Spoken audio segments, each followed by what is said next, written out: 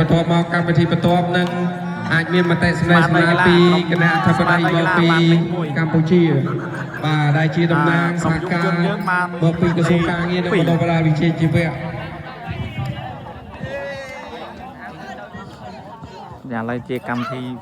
បកគោពៀនបាទអញ្ចឹងសូមមកពាក់មេដាយណាអូខេពាក់មេដាយដល់អាញាកដាល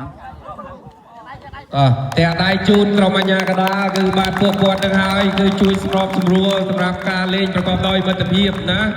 អាចមានការប៉ះទង្គិចបន្តិចបន្តួចប៉ុន្តែតាមរយៈការសម្របសម្រួលការយោគយល់ហើយមានអាញាកដាលកាត់សេចក្តីគឺយើងលេងសម្រាប់បានជោគជ័យនៅក្នុងថ្ងៃនេះបាទអរគុណលោកកឹមងួនបាទអញ្ចឹងបន្ទាប់គឺជាមតិក្នុងកម្មវិធីកីឡានេះពីពិតខ្ញុំទុំមកដល់ប្រមិញហើយ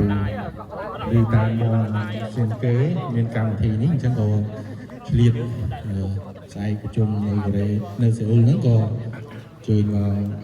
ទៅណាក៏ដោយគឺចេះសាមគ្គីគ្នាហើយយកកីឡានេះ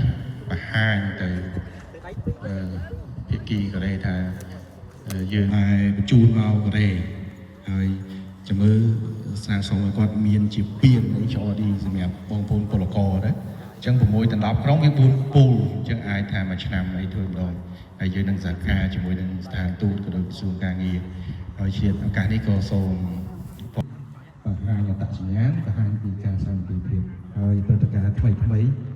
យើងក៏ដឹងដល់គ្នាមានតែការសាមគ្គីគ្នាមានតែស្រឡាញ់ខ្មែរមានតែខ្មែរទេដែលស្រឡាញ់ខ្មែរទៅណាគឺសូមយកកីឡាជាស្នាដៃសាមគ្គីភាពបង្ហាញទៅមិត្តទាំងភាគីកូរ៉េទាំងជាតិប្រទេស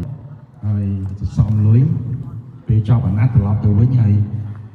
កសាងសុភមង្គលគ្រួសារហើយនឹងសង្គមជាតិរបស់យើងឲ្យខ្លាំងជាងប្រទេសដែលគេកំពុងតែនេះយើងអញ្ចឹងក៏ឲ្យជូនពរពុទ្ធពរទាំង4ប្រការគឺអាយុវណ្ណៈសុខៈពលៈហើយសង្ឃឹមថាស្មារតីខ្មែរតែមួយនឹងមានជារៀងរហូតយើងសាមគ្គីយើងអត់ជ្រុះគ្នាទេបាទសូមអរគុណ